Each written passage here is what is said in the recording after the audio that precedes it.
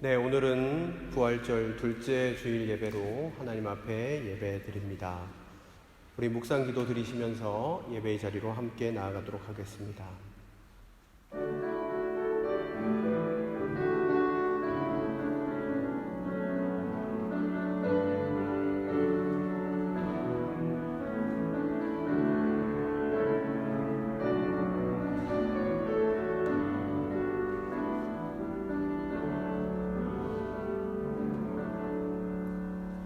하나님 감사합니다. 우리로 부활 생명의 기쁨을 누리게 해주신 것을 감사합니다. 오늘도 주님께 감사해서 이 자리로 나왔습니다. 우리의 마음과 뜻과 정성을 다하여 예배하며 나아갑니다. 우리의 심령을 주께 맡기오니 주여 오늘 이 예배의 자리 가운데 함께 하시고 주의 긍휼하심으로 덮어주시고 주의 사랑으로 안아 주옵소서. 우리가 예배하며 나아갈 때 영과 진리로 예배할 수 있도록 성령을 부어주시고 주께 마음과 뜻과 정성 다하여 예배할 수 있도록 힘과 능력 또한 더하여 주옵소서. 모든 것 감사드리옵고 예수님의 이름으로 기도드립니다. 아멘. 우리 다 같이 자리에서 일어나셔서 찬송가 29장으로 하나님께 영광 올려드리겠습니다.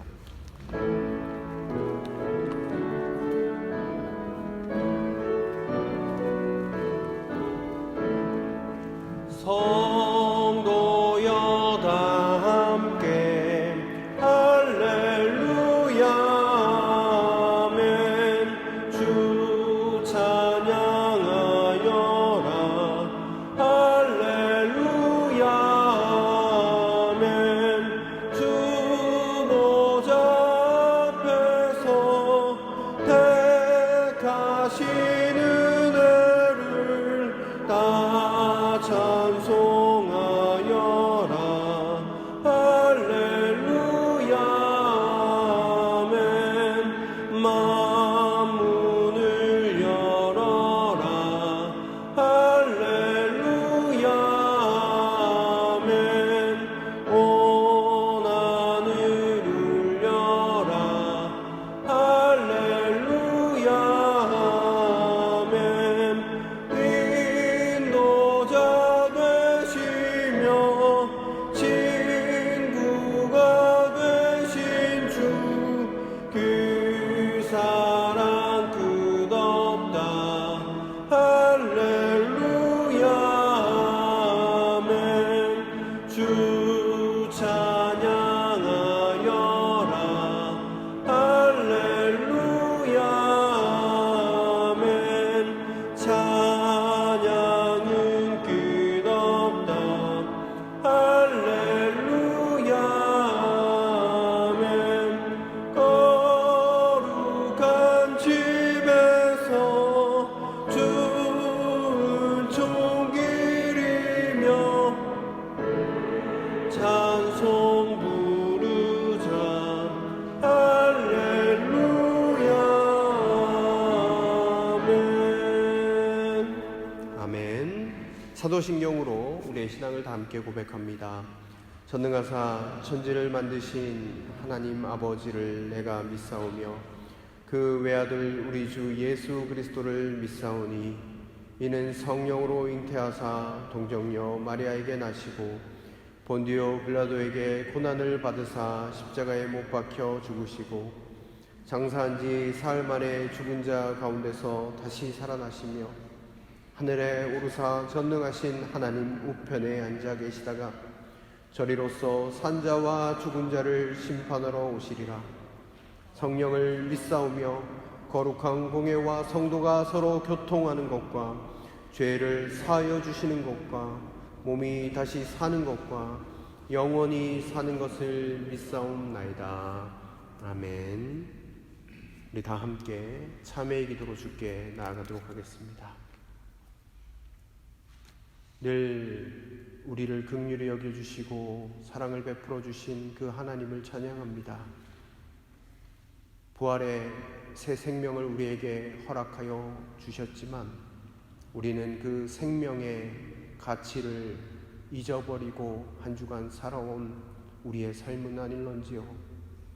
주여, 우리를 위하여 피를 흘려주셨고 우리를 위하여 부활하여 주셨음에도 부활의 감격보다는 세상의 만족과 유익을 위하여 살아왔던 우리의 삶이었음을 고백하며 나아갑니다. 내 이웃을 내 몸과 같이 사랑하라 하셨건만 나의 이익과 유익만을 구하며 살아왔던 우리의 인생이었음을 고백합니다. 주님의 말씀대로 살지 못했고 주님의 말씀을 붙잡지 못했던 우리의 삶이었음을 주님 앞에 고백하며 나아갑니다. 주여, 우리를 긍휼히 여겨주시고 주의 십자가의 보혈로 정결하게 우리를 씻어 주시옵소서. 이제는 하나님과 나만이 아는 은밀한 죄악들을 주님 앞에 고백하며 나아가시도록 하겠습니다.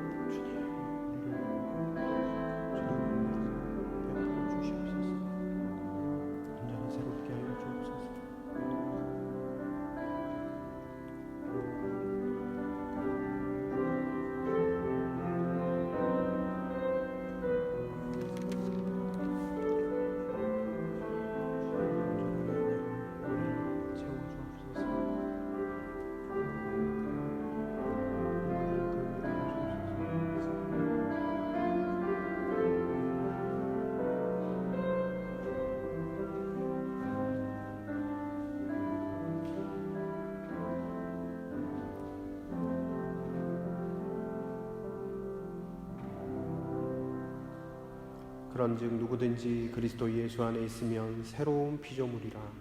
이전 것은 지나갔으니 보라 새 것이 되었도다. 아멘. 자리에 앉아주시기를 바랍니다. 교독문 42번 말씀입니다. 시편 98편 말씀을 다 함께 교독하도록 하겠습니다. 시편 98편 말씀을 다 함께 교독합니다. 새 노래로 여호와께 찬송하라. 그는 기이한 일을 행하사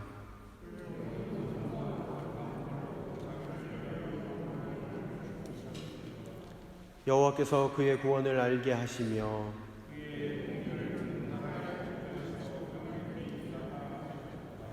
그가 이스라엘의 집에 베푸신 인자와 성실을 기억하셨으므로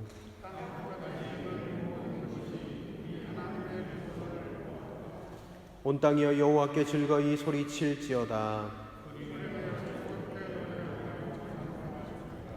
수금으로 여호와를 노래하라. 나팔과 호각 소리로 왕이신 여호와 앞에 즐겁게 소리칠지어다.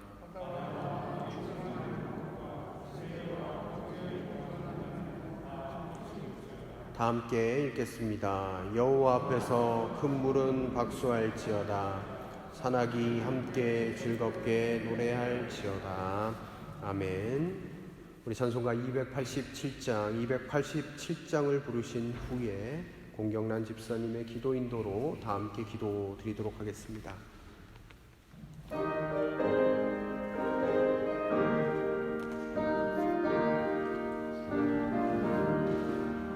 예수 앞에 나오면 죄사함 받으며 주의 품에 안기어 편히 쉬리라.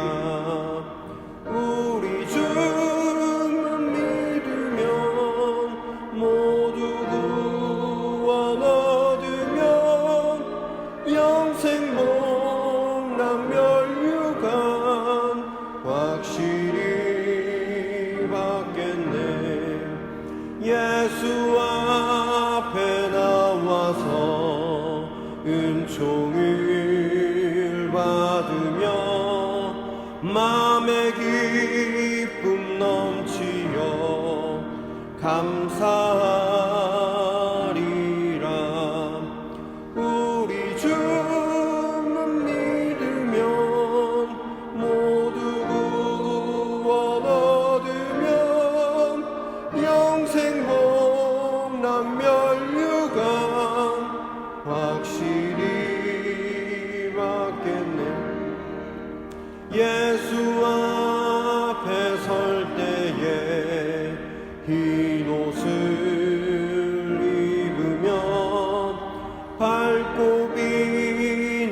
내 집에 길이 살리라.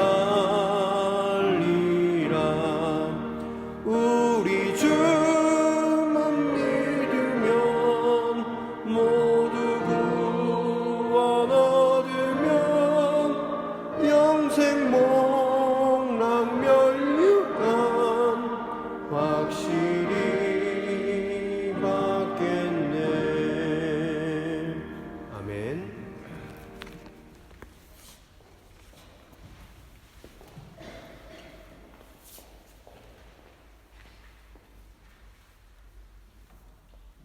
은혜로 늘 채워주시며 사랑이 넘치시는 하나님 아버지 감사합니다. 코로나 바이러스로 인해 불안과 걱정, 근심, 또한 전쟁으로 인한 두려움, 아픔과 상처 속에서도 주님의 자녀로 날마다 가장 좋은 것들로 지켜주시며 감사드립니다. 또한 주의 성전을 기억하고 예배드릴 수 있게 인도하여 주셔서 감사드립니다. 하나님 아버지, 십자가 사랑을 통해 우리를 죄에서 구원하시며 부활하셔서 영원한 생명을 보여주신 아버지를 찬양합니다. 그러나 주님, 받은 사랑과 은혜를 쉽게 잊어버리고 받는 것을 당연히 여기며 나의 욕심과 나의 편안함, 나의 행복만을 찾는 우리의 죄된 본성을 다시 보게 됩니다. 주님, 연약하여 쉽게 잊어버리는 저희들의 부족함을 회개하오니 용서하여 주시옵소서. 주와 같이 길 가는 것이 즐거움이라 고백하면서도 다시 세상 유혹에 빠져 다른 길로 발걸음을 옮기는 우리들의 어리석음을 용서하여 주시옵소서.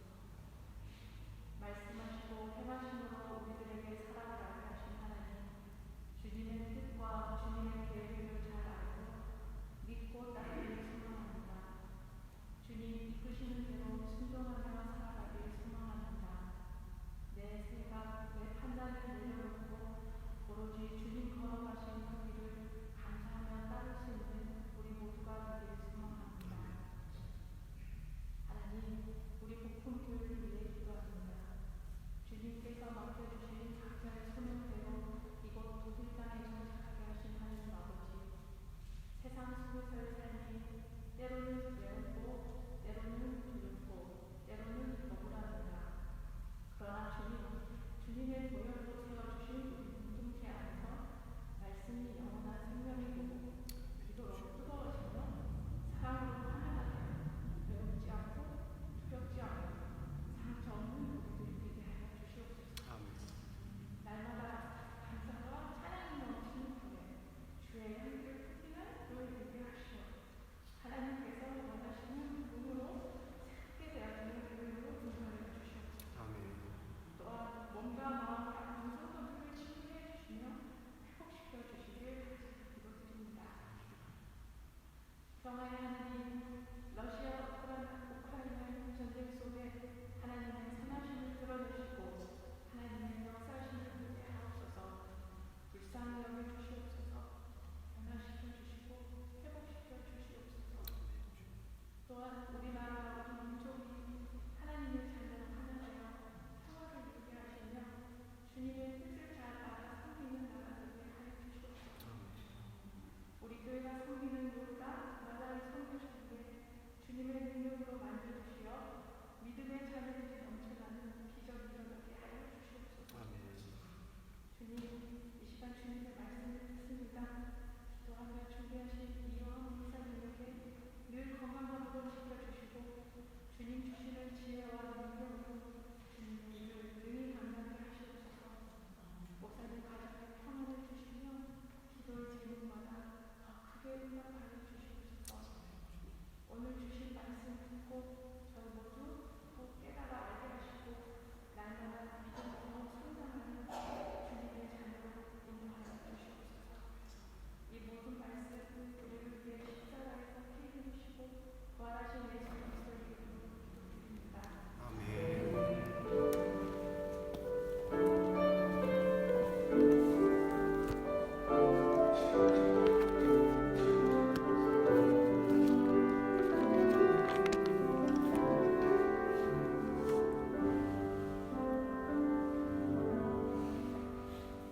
하나님께서 오늘 우리에게 주신 말씀은 요한복음 21장 1절로 6절까지의 말씀입니다. 신약성경 223면에 있습니다.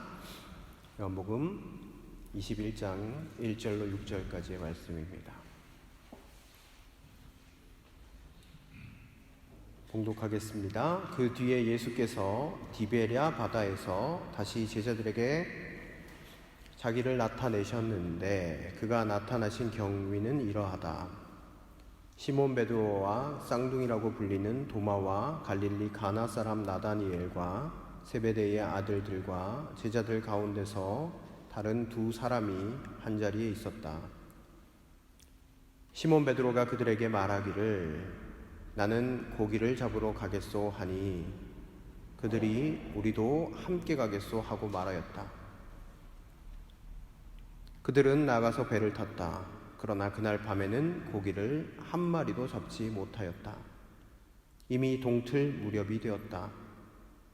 그때 예수께서 바닷가에 들어서셨으나 제자들은 그가 예수이신 줄을 알지 못하였다. 그때 예수께서 제자들에게 물으셨다. 얘들아, 무얼 좀 잡았느냐? 그들이 대답하였다. 못 잡았습니다.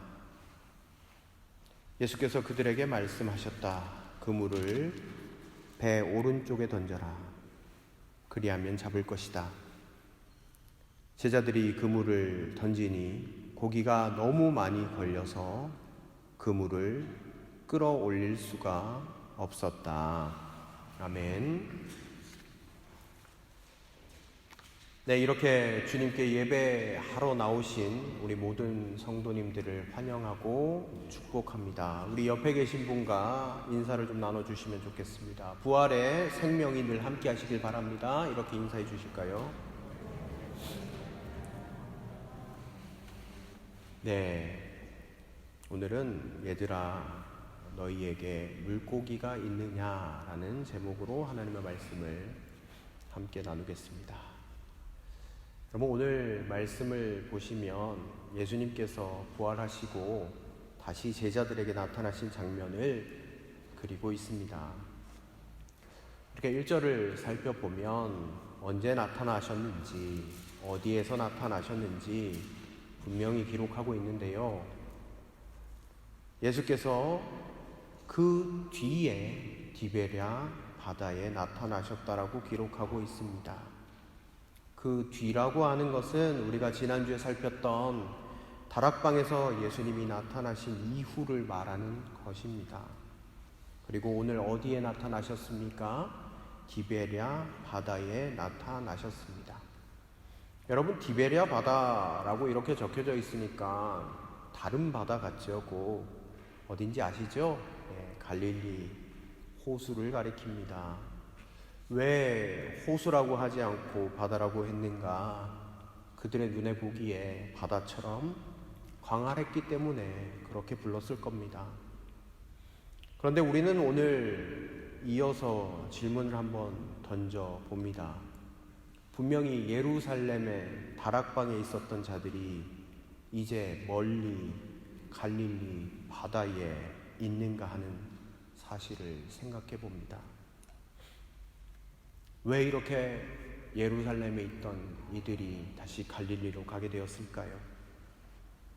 사실 여러분, 그들이 갈릴리로 가게 된 것은 예수님이 명령하셨기 때문이었습니다.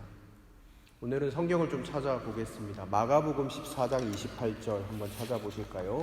신약성경 99면에 있습니다. 한번 찾아보시겠습니다.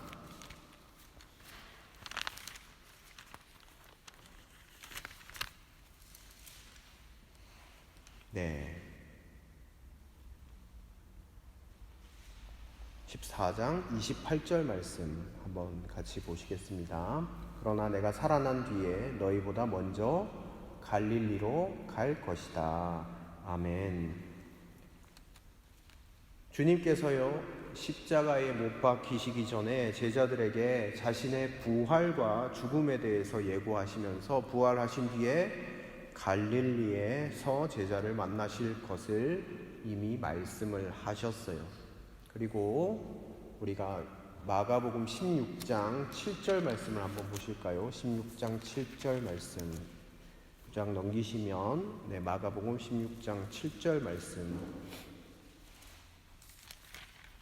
16장 7절 말씀 제가 읽겠습니다. 그러니 그대들은 가서 그의 제자들과 베드로에게 말하기를 그는 그들보다 먼저 갈릴리로 가실 것이니 그가 그들에게 말씀하신 대로 그들은 거기에서 그를 볼 것이라고 하시오. 아멘. 자, 이 본문은 어떤 본문인가? 바로 막달라 마리아와 여인들이 천사들을 만나고 천사들이 전해준 소식이 바로 오늘 여기 기록되어져 있는데, 오늘 7절 말씀 갈릴리로 예수님이 가실 것이고 가셔서 제자들을 만날 것이다라고 이야기를 해줘라. 그것이 여기에 기록되어져 있습니다. 예수님이 갈릴리로 가라라고 명령을 하셨어요. 여러분, 갈릴리로 왜 가라고 명령을 하셨을까요? 우리가 사도행전 1장 8절을 보면 온 예루살렘과 온 유대와 사마리아와 땅끝까지 이르러 내 증인이 되리라 이렇게 말씀을 하셨잖아요. 그걸 생각해 보면 그냥 예루살렘에 머물러 있어도 되는 것 아닙니까? 예루살렘에서 땅끝까지 이르러 증인이 되도록 하시지 않고 먼저 갈릴리로 가라라고 주님이 말씀하셨습니다. 우리가 생각해 보면 제자들이 예수님을 처음 만났던 곳이 갈릴리였습니다. 그들의 삶의 자리에서 예수님을 따랐고 제자가 되었던 곳이 바로 갈릴리였죠. 예수님께서는 그 갈릴리로 다시 부르셨습니다. 주님을 따랐던 그 자리에서 다시 시작하시기 위해서 그들을 갈릴리로 다시 부른 것이었습니다. 그런데 여러분, 갈릴리로 돌아간 제자들이 그곳에서 무엇을 하고 있었습니까? 진리의 말씀을 이해하고 있었습니까? 아니면 구원을 알리기 위해 복음을 증거하고 있었습니까? 오늘 3절 말씀, 요한복음 21장 3절 말씀을 같이 한번 다시 보시도록 하겠습니다. 제가 읽어드리겠습니다. 요한복음 21장 3절. 시몬 베드로가 그들에게 말하기를 나는 고기 잡으러 가겠소 하니 그들이 우리도 함께 가겠소 하고 말하였다. 그들은 나가서 배를 탔다. 그러나 그날 밤에는 고기를 한 마리도 잡지 못하였다. 아멘. 여러분, 오늘 본문을 보면 어디로 갔습니까? 고기를 잡으러 갔습니다. 여러분, 고기를 잡아서 많은 사람들과 나누기 위해서 고기를 잡으러 갔을까요? 복음을 위해서 고기를 잡으러 갔을까요? 예전의 어부였기에 단순하게 그냥 옛 모습으로 돌아가 버리고 말았습니다. 그들은 그저 옛날 생활로 돌아가 버렸고, 오늘 본문에 보면 밤이 맞도록 수고하여 더 잡으려고 애쓰는 그런 인생으로 돌아가 버리고 말았다는 사실입니다. 그들이 얼마나 물고기에 집착을 하고 있는지가 아주 극명하게 드러나는 게 4절 말씀이에요. 4절 말씀을 여러분 한번 보시기 바랍니다. 이미 동틀 무렵이 되었다. 그때 예수께서 바닷가에 들어서셨으나 제자들은 그가 예수이신 줄을 알지 못하였다. 아멘. 여러분, 그들이 갈릴리로 갔던 이유가 무엇입니까? 주님의 명령 때문이었어요. 주님께서 그곳에서 만나자라고 말씀하셨기 때문입니다. 그렇다라고 하면 여러분, 그들은 언제 주님을 배울지 깨어서 기다려야 하지 않았을까요? 그런데 오늘 본문을 보면 정말로 수치스럽게도 그들 앞에 주님께서 이미 나타나 계셨음에도 불구하고 주님이신 줄 전혀 알아보지 못하고 있는 장면이 기록되어져 있어요. 물고기를 잡고 있는 그 순간 멀리서 예수님이 보임에도 불구하고 그들의 안중에 없는 거예요. 여러분, 우리는 이 본문 속에서 큰 영적인 의미를 깨닫게 됩니다. 여러분, 우리의 모습이 어떠하든 간에 우리가 아무리 많은 체험을 했다고 할지라도 지금 나와 함께 하고 계신 주님을 우리가 날마다 인식하지 못한다라고 하면 우리의 삶 속에 진정한 변화가 일어날 수 없다라는 점을 교훈해 주고 있습니다. 제자들의 모습을 보십시오. 다시 원점으로 돌아간 거예요. 제자들은 예수님의 제자로서 3년 동안 따라다녔잖아요. 주님으로부터 직접 진리의 말씀을 들었잖아요. 주님께서 일으키시는 수많은 이적들을 봤잖아요. 두 눈으로 경험했지 않습니까? 그리고 주님의 말씀대로 갈릴리에 와 있는데, 그럼에도 불구하고 지금 주님과 함께 있다라는 사실을 인식하지 못하고 있었습니다. 그러니 어떻습니까? 옛 삶의 자리로 돌아가는 거예요. 주님을 만나기 이전으로 돌아가는 거예요. 앞에 계신 주님을 알아보지 못한 채 그저 고기 잡이에만 열중하고 있는 그들의 모습은 영락없이 3년 전의 모습과 똑 닮아 있습니다. 여러분, 예수님의 제자들이, 주님과 함께 했던 예수님의 제자들이 이 지경이었다라고 하면 우리야 두 말에 무엇 하겠습니까? 정경주 사모님이라는 분이 계신데, 이분이 쓰신 하나님이 하셨어요 라는 책이 있습니다. 그 책에 기록된 한 간증을 좀 소개해드리고 싶어요. 이 사모님이 당한 삶의 모든 순간순간 사람이 행한 것이라고는 도저히 믿을 수 없는 놀라운 일들의 연속이었습니다. 그래서 그녀가, 우리 사모님이 쓰신 책 제목이 하나님이 하셨소요 라는 제목입니다. 하나님이 함께 하심을 믿고 예전에 살아갔는데, 이 사모님이 예전에 대한항공 승무원, 국제선 승무원을 하셨대요. 승무원 시절 어느 날 비행기가 일본 상공위를 지날 즈음에 갑자기 조종실에서 안내방송이 흘러나왔습니다. 승객 여러분, 여객기 우편 날개 엔진에 원인 모를 화재가 발생했습니다. 승무원과 승객 전원은 비상 착륙을 준비를 마치고 착석해 안전벨트를 매 주십시오. 이런 방송이 나왔어요. 평소 그녀의 신앙을 못마땅해 하던 한 남자 승무원이 있었는데, 늘 하나님이 어디 계시냐, 신은 없다라고 떠들던 그 남자 승무원이 갑자기 이 사모님에 달려와서 털썩 사모님 앞에 무릎을 꿇으며 애원했습니다. 미스 정, 기도해줘요. 미스 정 부탁이에요. 날 위해 기도해줘요. 그래서 이 사모님과 이 남자 승무원이 함께 기도하기 시작했습니다. 그런데 그녀의 입에서 아멘 소리가 끝나자마자 안내방송이 다시 들려왔습니다. 승객 여러분, 안심하십시오. 무슨 영문인지 모르겠지만 여객기 우편 날개 엔진의 원인 모를 불이 저절로 꺼졌습니다. 곧 김포공항에 안전하게 착륙하겠습니다. 승객들은 손뼉을 치고 환호성을 질렀습니다. 그러나 그 남자 승무원인 미스터 킴은 여전히 바닥에 무릎을 꿇고 눈물을 흘리며 있었습니다.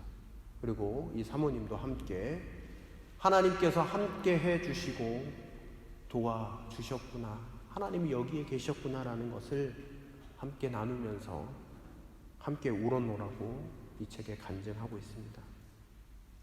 여러분, 이 사모님에게 늘 주님이 함께 하심을 믿을 때 주의 역사가 나타났던 것처럼 여러분, 제자들에게도 마찬가지의 일이 일어났습니다. 여러분들이 잘 아시죠? 제자들이 죽음의 공포에 덜덜 떨고 문을 꼭꼭 걸어 잠그고 있었어요. 절망과 두려움에 사로잡혀 있을 때 부활하신 주님이 함께 하신다라는 사실을 인식하기 시작했을 때 그들의 마음 가운데 기쁨과 환희가 가득 넘쳐나게 되었고 평안이 그들 마음 가운데 생겨나게 되었습니다. 오늘 이 갈릴리 호수의 상황도 마찬가지입니다. 허탈하기 짝이 없어요. 아무것도 남지 않고 이 허망한 순간에 주님이 함께 하심을 느끼는 순간 그들의 빈 그물은 바뀌게 되는 거예요. 평안함과 만족을 누리게 되는 것입니다. 여러분, 오늘 본문에서 우리 주님이 말씀하시는 것은 무엇입니까? 우리가 벼랑 끝에 있다고 할지라도, 허망한 곳에 있다고 할지라도, 두려움에 사로잡혀 있다고 할지라도, 아무것도 없다고 할지라도 언제나 우리 주님은 우리와 함께 계시다라는 사실을 우리가 발견하기 시작하면 우리의 삶에 변화가 일어나게 된다라는 사실입니다. 여러분, 오늘 이 시간 여러분들의 빈 그물을 던지는 일을 멈추고 주님이 어디 계시는가 여러분 삶의 자리에서 한번 둘러보시기 바랍니다. 여러분들의 삶의 수고를 다 하시기 전에 내 옆에 계신 주님을 발견하게 되는 그런 은혜가 있기를 간절히 축원드립니다.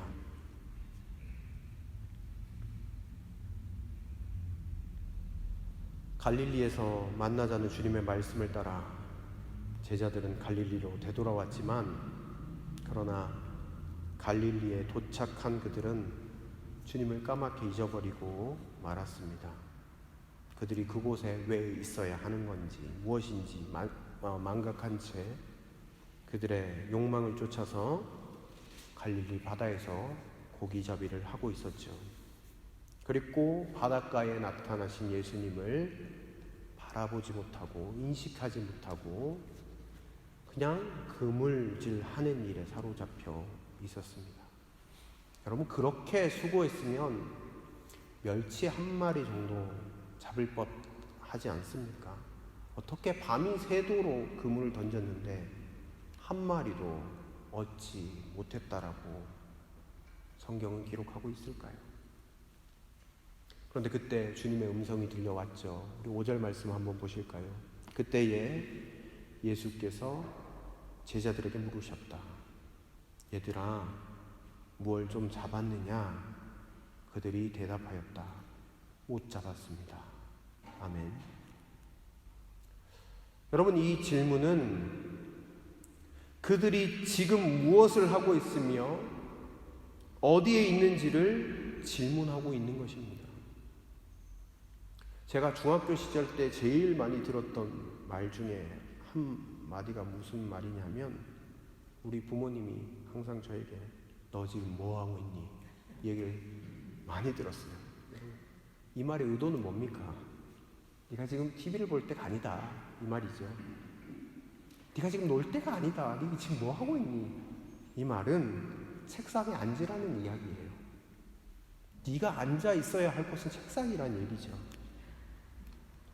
어떻게 보면 오늘 본문의 주님의 모습도 그들에게 깨닫게 하시려는 말씀인 것 같아요. 얘들아, 뭘 좀 잡았느냐? 너 지금 어디에 있느냐? 특별히 여러분, 오늘 본문에서 얘들아 라고 이렇게 기록되어져 있잖아요. 우리 성경에 얘들아라고 표현되어져 있는데 독일어 성경에서도 킨더라고 표현되어져 있어요. 그럼 헬라 원문을 봐도 킨더의 의미인 파이디온이 쓰이고 있습니다. 아주 작은 아이를 뜻하는 말이에요. 여러분, 제자들이 아이입니까? 제자들은 다 큰 성인이에요. 성인이 된 제자를 부르는 말로 적합하지 않은 것처럼 보이지 않습니까? 그런데 주님은 얘들아, 아이들아 이렇게 부르고 계세요. 제자들을요, 한 번도 이렇게 부르신 적이 없어요. 제자들을 한 번도 이렇게 아이야 이렇게 부르신 적이 없어요. 여기에서만 이렇게 부르고 계세요. 그렇다면 그 의미가 무엇이겠습니까? 지금 자신들이 해야 할 일이 무엇인지, 있어야 할 곳이 어디인지 알지 못한 채 단지 허망한 바다를 향해 헛수고만 하고 있는, 밤을 새워가며 열심으로 헛수고하는 제자들의 모습이 주님의 눈에는 철없는 어린아이와 같이 비쳤던 것이죠. 그래서 얘들아, 이 어린아이야 이렇게 부르고 계신 것입니다. 그리고 여러분, 오늘 우리가 읽은 본문에서 무엇을 좀 잡았냐라고 이야기하는 구절이 있습니다. 우리 세번역 성경에는 무엇을 좀 잡았느냐 이렇게 표현하고 있는데, 개역개정 성경에는 이렇게 기록되어져 있어요. 고기가 있느냐라고 표현하고 있어요. 여러분 이 그 헬라어 원문을 보면 이 단어 고기라는 단어는요, 우리가 잘 아는 익투스, 그 물고기라는 단어를 쓰고 있지 않습니다. 이 성경에서만 쓰이는 단어인데 프로스파기온이라는 단어를 쓰고 있어요. 여러분 이 단어는요, 물고기라는 의미가 아니라 식탁 위에 올려지는 진기한 음식을 뜻하는 단어예요. 즉, 이 본문을 다시 원어에 맞게 이야기를 해보면, 얘들아, 너희가 정말 귀한 것을 거기에서 얻었느냐라는 말이에요. 공허하게 빈 구멍을 던지고 있는 그들에게 질문을 던지시는 것은, 이 철부지 어린 아이들아, 그래서 너희가 정말 귀한 것을 그물에서 얻었느냐라고 물어보고 계신 거예요. 여러분 해밍웨이의 소설 노인과 바다 여러분 아시죠? 읽어보신 분도 계실 터인데 이 소설 이야기를 좀 해드리겠습니다. 쿠바 바다에 늙은 어부가 한 명 살고 있었죠. 어느 날 고기를 잡기 위해서 바다로 나갔는데 어찌된 일인지 한 마리도 못 잡는 거예요. 하루가 지났습니다. 이틀이 지나고 3일이 지나고 뭐 한 일주일쯤 되면 이때쯤 되면 잡히겠지 이렇게 생각을 했는데 열흘, 20일, 70일, 80일이 지나도록 고기를 못 잡았어요. 마침내 84일째 되던 날 길이가 아주 큰 청새치를 낚게 돼요. 그러면서 이 노인이 얼마나 사투 끝에 사흘 밤낮을 그 낚싯대를 붙잡고 사투를 벌이게 돼요. 그런데 이 어부의 마음 가운데 그동안 잡지 못했던 것에 대해 충분한 보상이 될 만큼 큰 것이었기 때문에 포기하지 않고 그거를 결국은 잡았습니다. 이 어부는 만족감에 배를 돌려 집으로 향했죠. 그런데 기쁨도 잠시 상어떼의 공격을 받게 돼요. 이번에는 자신이 잡은 청새치를 지키기 위해 상어떼와 사투를 벌입니다. 버리고 나서 해안에 도착했을 때 남은 것이라고는 청새치의 앙상한 뼈뿐이었습니다. 그것은 쓰레기 이상의 의미는 없었습니다. 쫓을 수 없는 것을 쫓으려다가 허망하게 빈손이 되어 버린 늙은 어부의 두 손. 84일 동안 쉼없이 낚시를 던지고 사흘 밤낮으로 낚싯줄을 잡고 사투를 벌이고 상어떼의 공격을 피한다고 지치고 찢어진 상처투성이가 가득한 그 아무것도 남지 않는 빈손. 여러분 이것이 우리의 모습이 아닐까요? 여러분들의 손의 모습은 어떠하십니까? 여러분 손에도 수고하고 애썼지만 그렇게 낚시를 던지고 그물을 던졌지만 아무것도 남지 않은 빈손 아니신가요? 주님을 발견하지도 못하고 예전에 철없던 삶으로 돌아간 그들에게 또다시 찾아오셔서 말씀을 들려주시고 깨닫게 해주시는 주님의 사랑을 우리는 오늘 본문에서 보게 됩니다. 그러면서 이렇게 물어보셨죠. 얘들아, 너희에게 물고기가 있느냐? 그렇게 그물을 던졌는데 너의 손에 정작 귀한 것이 있느냐? 이렇게 물어보고 계십니다. 사랑하는 아들아, 사랑하는 딸아, 사랑하는 나의 자녀들아, 그렇게 그물질을 했는데 너의 손에 귀중한 것이 있더냐? 그렇게 우리에게 질문하고 계신 것 같아요. 여러분, 우리가 그렇게 빈손 인생인데 우리 주님은 우리에게 손을 내밀어 다가오고 계십니다. 그 손으로 주님을 붙잡을 수 있도록 하시지 않았습니까? 그 손으로 빈 그물이 아니라 주님의 옷자락을 다시 붙잡도록 주께서 말씀하고 계십니다. 이 철부지 아이들아, 너희 손에 소중한 것이 정녕 있더냐? 여러분, 주님이 이렇게 말씀하시는 이유가 무엇입니까? 주님 없는 인생은 빈 그물의 인생이라는 거예요. 사랑하는 성도 여러분, 오늘 본문을 통해서 우리에게 말씀하시는 것, 예수님을 붙잡을 때만 생명과 은혜와 평강이 있음을 우리에게 말씀하고 계신다는 사실입니다. 우리의 인생이 수고하고 애써도 여러분 빈 그물의 인생처럼 되지 않기를 여러분 간절히 축원드립니다. 예수님 안에 소중한 가치들이 있음을 발견하고 주님 붙잡는 저와 여러분들이 되시기를 주님의 이름으로 축원드립니다. 그렇게 갈릴리 바다에서 제자들이 밤이 맞도록 그물을 던졌는데, 여러분 생각해 보십시오. 그들은 갈릴리 바다 사람이었고 어부였으며 고기가 어디쯤 던지면 잘 나오는 것 알고 바다 물고기끼를 아는 잔뼈가 굵은 사람 아닙니까? 그런데 그들에게 예수님이 다시 말씀하셨습니다. 6절 말씀 같이 보실까요? 6절 말씀입니다. 예수께서 그들에게 말씀하셨다. 그물을 오른쪽에 던져라. 그리하면 잡을 것이다. 제자들이 그물을 던지니 고기가 너무 많이 걸려서 그물을 끌어올릴 수가 없었다. 아멘. 여러분, 밤이 새도록 그물을 던졌다면 그들이 바보가 아닌 이상 이쪽 저쪽 뒤쪽 앞쪽 다 던져봤지 않겠습니까?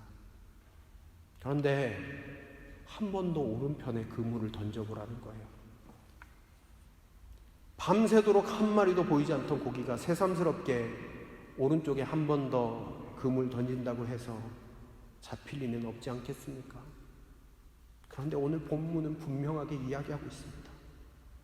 고기가 너무 많이 걸려서 그물을 끌어올릴 수 없었다고. 어떻게 밤이 새도록 한 마리도 잡을 수 없었던 고기가 마지막 순간 주님께서 지적하신 곳에 그렇게 많이 잡힐 수 있었을까요? 여러분, 답은 간단합니다. 우리 주님께서 바로 그 시간에 그곳에 물고기가 있게 하셨기 때문입니다. 여러분, 주님께서 그 시간에 그곳에 물고기가 있게 하지 않았다면, 그 말씀이 없었다면요, 다시 똑같이 오른쪽에 그물을 던져도 고기는 잡히지 않았을 겁니다. 여러분, 평생 갈릴리에서 고기만 잡아온 이들이 던진 그물이라고 할지라도 주님께서 허락하시지 않으면 그 넓은 바다에서 작은 멸치 새끼 한 마리도 건져 올릴 수 없었지만, 주님께서 함께 하시기만 하면, 하나님의 영광과 능력이 함께 하시기만 하면 텅 빈 그물이라고 할지라도 들 수 없을 정도의 많은 물고기를 건져 올릴 수 있었다라는 것이 오늘 우리에게 주시는 하나님의 말씀입니다.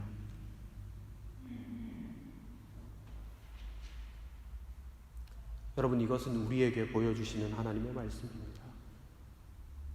비록 보잘것없을지라도 주님께서 함께 하시고 영광과 능력으로 함께 하시면 빈 그물의 인생이 만선의 인생이 되는 거예요. 저는 이 장면을 보면서 제자들의 모습이 좀 떠올랐습니다. 여러분, 제자들이 어떠했습니까? 제자들이 공허한 인생을 지금 살고 있는 거예요. 보잘것이 없었어요. 그런데 부활하신 주님을 만나고 성령이 충만하니까 정말 사람을 낚는 어부가 되었어요. 빈 그물의 인생에서 사람을 낚아 올리는, 주님의 나라를 이루는 그런 사람이 되었습니다. 수만 명이 회개하고 돌아왔습니다. 3,000명, 5,000명이 하루에 회개하고 예수님을 믿고 죽게 나오게 되었습니다.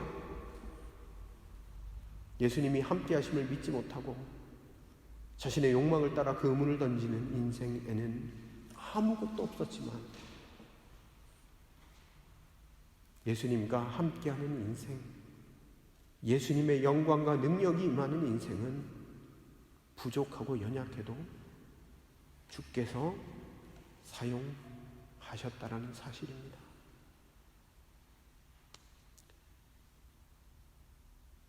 여러분, 모세는 어떠했습니까? 입이 우둔한 자라고 했습니다. 보낼 만한 자를 보내달라고 했습니다. 나이는 늙었고 소망도 없었고 가진 것이라고는 양을 칠 때 사용했던 낡은 지팡이 하나밖에 없었습니다. 그런데 주님이 함께 하시니 그 지팡이를 든 모세를 통해서 주님께서 홍해를 갈라주셨고 반석의 문을 내셨고 이스라엘의 백성들을 구원해 주셨습니다. 이것이 주님의 일이었습니다. 주님의 말씀과 주님의 영광이 임하실 때 그물에 물고기가 가득 차는 역사가 일어나게 되었던 것입니다. 사랑하는 성도 여러분, 말씀을 맺으려고 합니다. 여러분 손에 잡은 것이 있으십니까? 그렇게 애쓰고 수고한 인생인데 여러분들의 인생을 바꿀 만한 소중한 것을 정말로 소유하셨습니까? 주님 없는 인생은 아무것도 없는 인생입니다. 빈손의 인생입니다. 그러나 예수님의 영광이 있고 말씀이 있고 은혜가 있으면요, 그곳이 만선이 되는 겁니다. 사랑하는 성도 여러분, 오늘 우리 주님께서 여러분에게 물어보고 계십니다. 이 어리석은 아이들아, 너희 손에 소중한 것이 좀 있더냐? 이 물음에 여러분들은 뭐라고 대답하실까요? 곰곰이 여러분 마음 가운데 질문을 던져 보시면 좋겠습니다. 함께 기도하도록 하겠습니다. 함께 기도하실 때 여러분, 혹시 우리의 인생이 주님 없이 그렇게 허망한 곳에 그물을 던지는, 그러면서 살아온 인생은 아닐런지요? 우리 주님이 묻고 계신데 우리는 어떻게 대답해야 하겠습니까? 오늘 여러분들의 믿음의 결단과 고백을 올려드리시면 좋겠습니다. 주님, 내가 밤이 맞도록 주님 없이 살아왔던 그 인생, 하나님, 부족하기 짝이 없는 인생이었습니다. 아무것도 남김없이 하나님 아버지 버려질 수밖에 없는 그런 인생이었습니다. 그렇게 여러분들의 입술로 고백하시면 좋겠습니다. 그리고 이렇게 고백하시면 좋겠습니다. 주님이 나의 전부가 되어 주십시오. 부활하신 주님, 나와 함께 하여 주시고 내가 눈을 뜨게 하여 주시고 주님의 내 삶을 붙잡고 계심을 날마다 경험할 수 있도록 함께 해달라고 여러분들의 삶을 드리며 기도하시면 좋겠습니다. 그리고 말라위와 요르단 땅을 위해서, 우크라이나 땅을 위해서, 우리 사랑하는 환우들을 위해서 함께 기도하며 나아가시도록 하겠습니다. 기도하겠습니다. 하나님, 오늘 이 시간 주께 나아갑니다. 너희 손에 소중한 것이 있더냐라고 물어보실 때 하나님, 우리는 어떻게 대답해야 되겠습니까? 주님 없는 인생에는 빈 그물뿐입니다. 이렇게 고백해야 하지 않을까요, 주님? 하나님 아버지, 주님 없는 인생은 빈 그물의 인생임을 하나님 우리 가운데 알게 해주신 것을 감사합니다. 주님, 우리의 인생이 주님과 동행하며 만선의 기쁨을 누리길 원합니다. 평강을 누리길 원합니다. 평안을 누리길 원합니다. 기쁨을 누리길 원합니다. 주님, 허탄한데 우리의 마음을 두지 않고 예수님의 말씀 가운데 귀를 기울임으로 말미암아 우리의 인생이 복된 인생이 되게 하여 주시고, 우리의 인생 가운데 빈 그물의 인생이 아니라 주님이 채워주시고 하나님 주님이 공급해 주심을 경험하는 인생 될 수 있도록 아버지 함께하여 주시옵소서. 하나님, 요르단과 말라위 땅 가운데도 주님께서 함께 하시고 하나님 그 땅 가운데서도 주님께서 풍성히 채워주실 줄로 믿습니다. 선교사님의 삶을 붙잡아 주시고 하나님의 말씀과 은혜로 충만하게 채워주시옵소서. 하나님, 우크라이나 땅 가운데 주님 긍휼히 여겨주시고 불쌍히 여겨주시고 전쟁이 속히 그칠 수 있도록 주님 아버지 함께하여 주시옵소서. 하나님, 우리 사랑하는 환우들 하나님 어느 곳에 있든지 낭망치 않고 좌절하지 않고 주님의 함께하심을 기억함으로 말미암아 하나님 풍성한 은혜를 누리는 인생 되실 수 있도록 주님 아버지 함께하시고 회복시켜 주시고 치유하여 주시옵소서.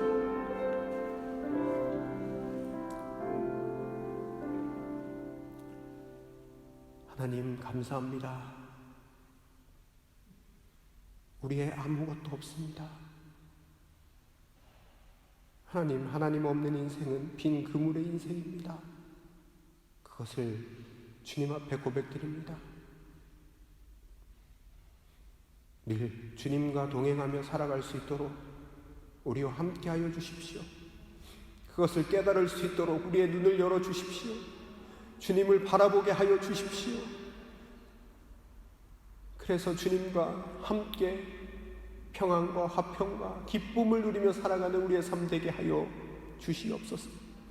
세상 허탄한 것에 하나님 우리의 수고와 애씀이 들어가지 않게 하시고 주님과 동행하는 복된 인생 될 수 있도록 함께 하여 주시옵소서. 하나님, 주님 앞에 나올 때 귀한 예물을 구별하여 드립니다.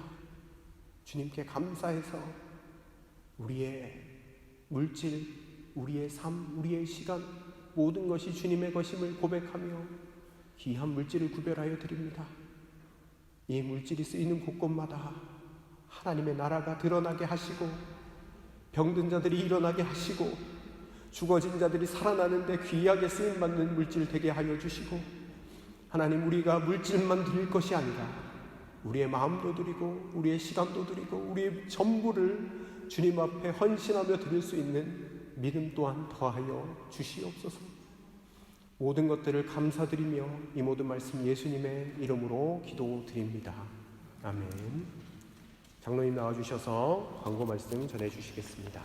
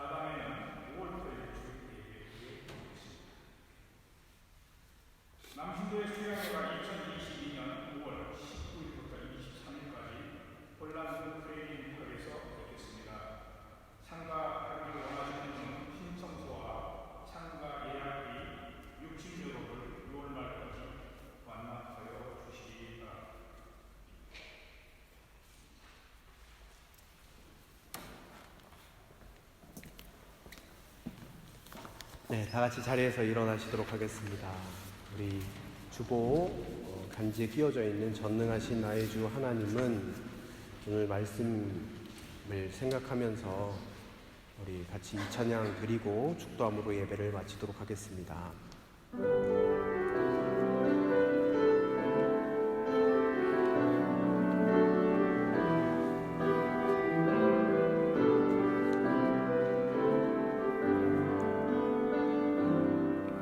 전능하신 나의 주 하나님은 능치 못하실 일 전혀 없네. 우리의 모든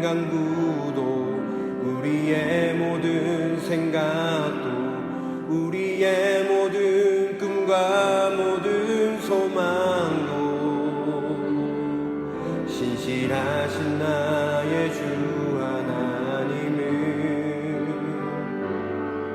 우리의 모든 괴로움 바꿀 수 있네.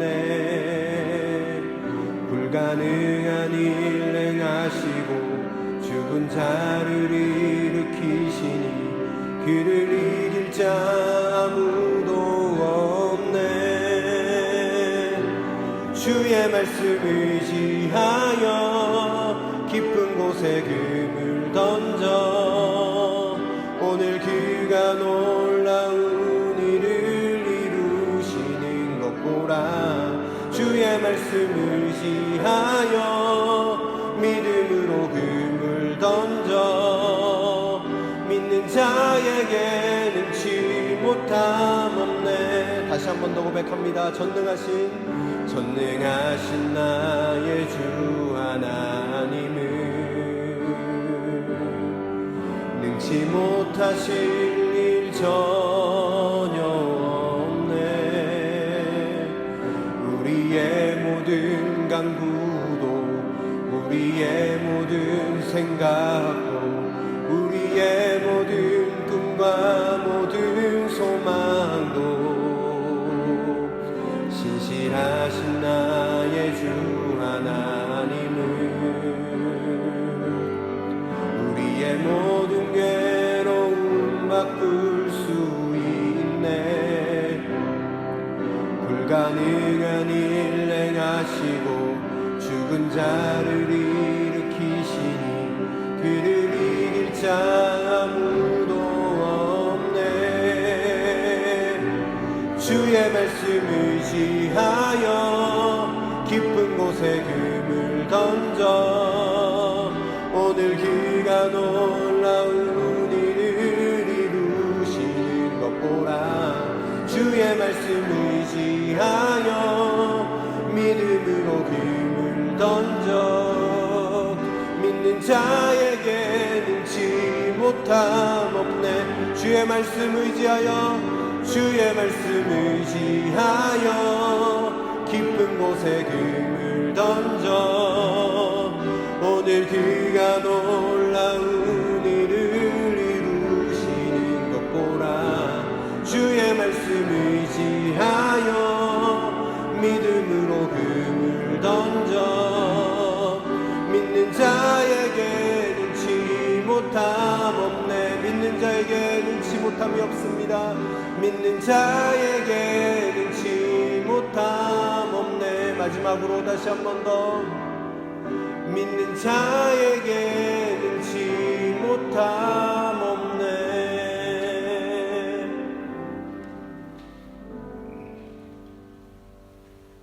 기도하겠습니다.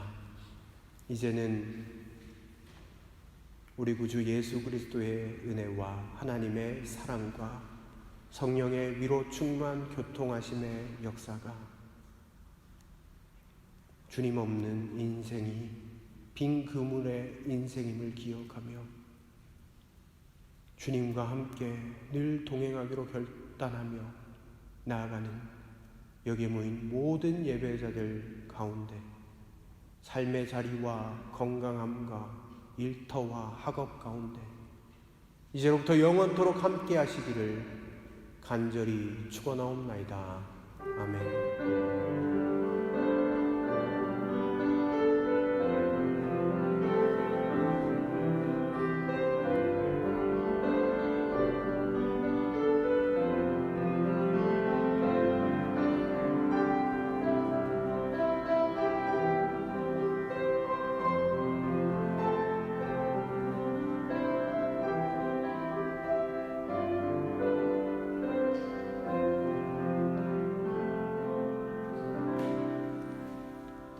네, 예배를 모두 마쳤습니다. 주님과 동행하는 한 주간 보내시길 바랍니다.